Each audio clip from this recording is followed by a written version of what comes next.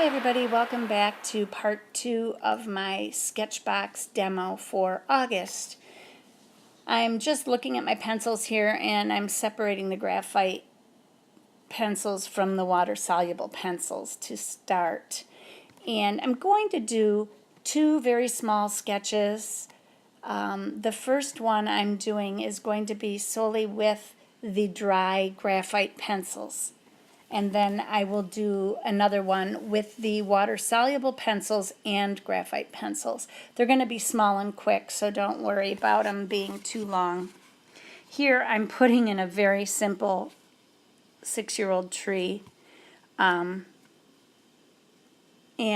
I'm going to make it a birch tree. So I want to put my little black lines on there. I love birch trees. Plus, with graphite, I think the blending looks more dramatic at the end. I suppose you could do it with any kind of tree. It really doesn't matter, but I just chose this. Now, to put my leaves in, choking up on my pencil like this and just using this edge, the very edge of my pencil, I find helps me to put leaves in without getting fussy and putting each little leaf in on a tree. Still get that illusion of a lot of leaves on a tree, but I'm keeping it fairly loose as I move along. Now when I finish this spot putting all the leaves on, I'll come back later and blend the values so that they're a little more different depending on the depth of the leaves in the tree. And over here I'm just going to start by putting in a pine tree, and again I'm choking up and I'm using that same sort of technique. The only difference is I'm keeping the lines a little straighter and sharper, kind of zigzagging to put my pine needles on. And of course you don't want to keep it too exact because no tree is real exact. They have holes and spaces in them. Don't want a triangle tree. And I'm going to add a few rocks in here just for fun.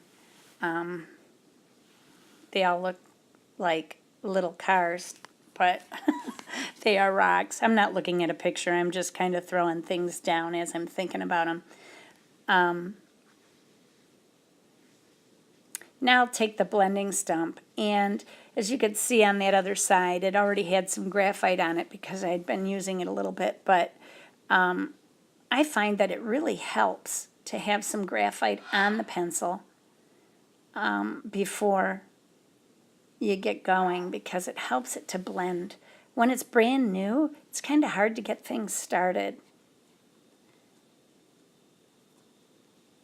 Here I'm just putting the shadow on the side of the tree trunk.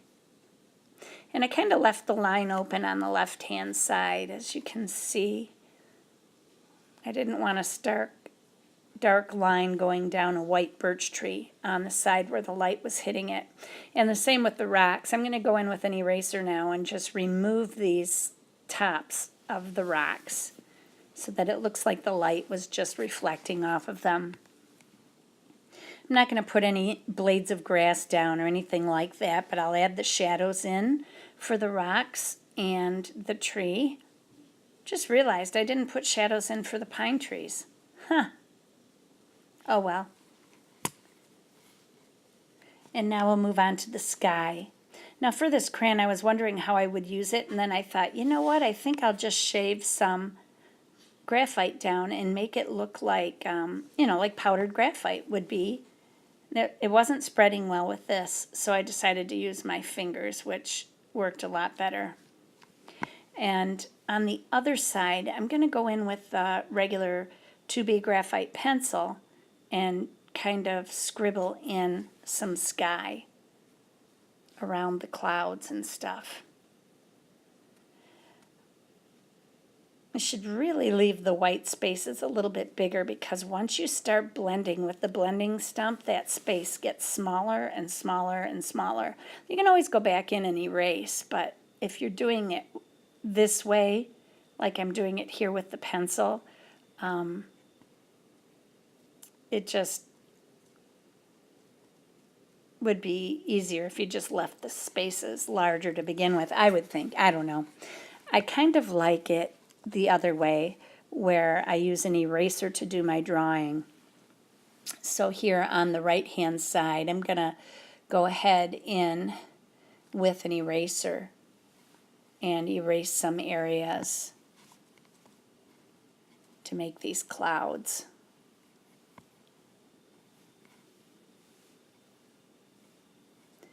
It's the nice thing about an eraser. It's not just for erasing mistakes. You can actually use an eraser for drawing too.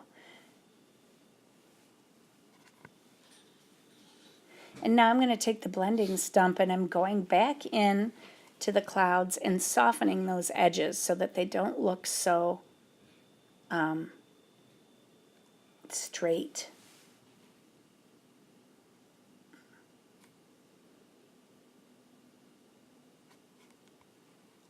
That wasn't the word I wanted. I don't know. It's getting late. I'm tired.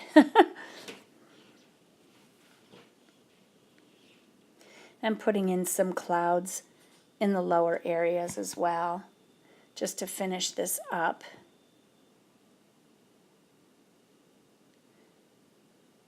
I left that too dark there on the left. I really don't like the way that turned out right above that area I'm working on. I just didn't notice it until now.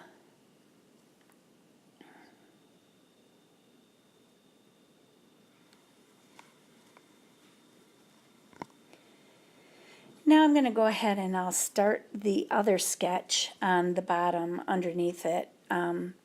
Most of it will be in frame. There's a little spot where I'm putting in the grass and the rocks underneath that you won't see, but I'm cutting that out and you'll see it at the end. It's basically the same concept, only with water-soluble graphite. Instead of using a blending stump, I'm using a water brush.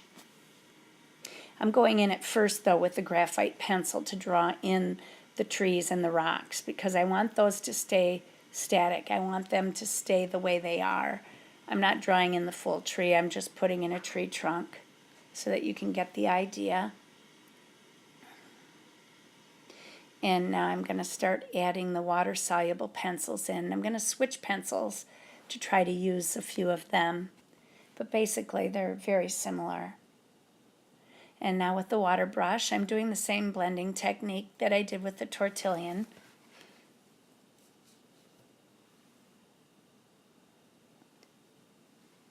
And then I'll do that with the grass and the rocks underneath that you can hardly see.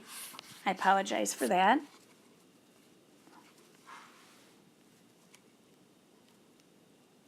And when I put the sky in on this, I tell you, I really didn't like the way the pencils worked for the sky because once you lay down water-soluble graphite and you go over it with a water brush, you cannot erase it. You can erase it beforehand. It'll work just like a regular pencil, but once you wet it, it is permanent. So I did not like that with the sky because I ran out of graphite and then my clouds weren't coming out right. And like I said, I'm not a graphite artist. Did I say that before? And then at the bottom, I didn't have enough graphite left on my brush to run it down to the edge of the grass. So I ended up having to pick up the pencil and I just dabbed my water brush on it to pick up a little color in order to lay it down. And that's it.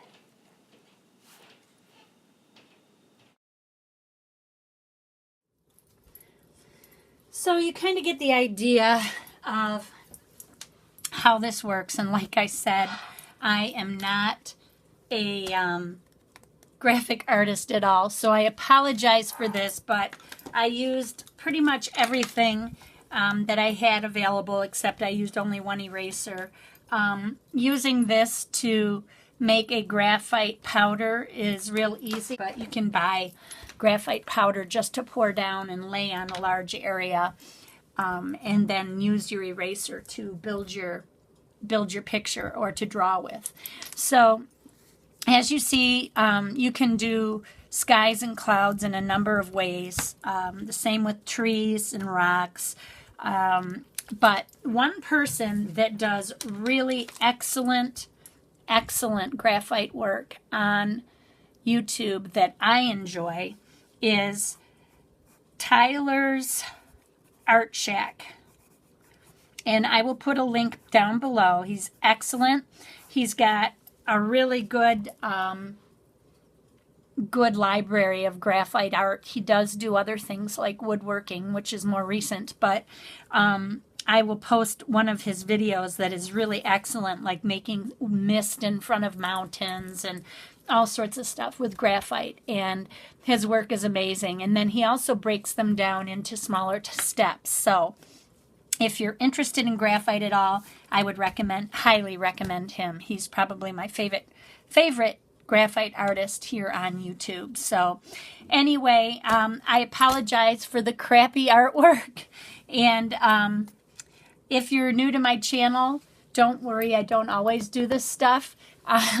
Please subscribe. And if for any reason you want to give it a thumbs down, please leave a comment and tell me why you don't like it. It's not going to hurt my feelings. I'm just curious so that I can try and make the channel better. So I appreciate all comments, and as long as they're respectful.